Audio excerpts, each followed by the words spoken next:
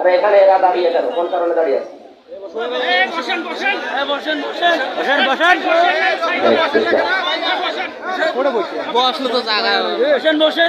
মানুষের অসুবিধা তৈরি করা হারাম কাজ। এটা হারাম চাইলে একটা নফল কাজে এসে যদি হারাম কাজ হয়ে যায়, ওর সাথে আগত থাকে আপনার বাড়ি চলে যান।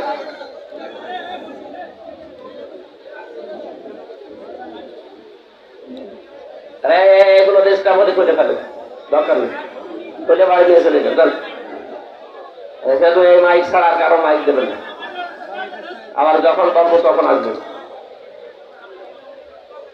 প্রতিদিন এই এক কথা বলতে বলতে আমার গলা ভেঙে যাচ্ছে। প্রত্যেক জায়গায় একই কমপ্লেন, দেখতে পায় না, দেখতে পায় না।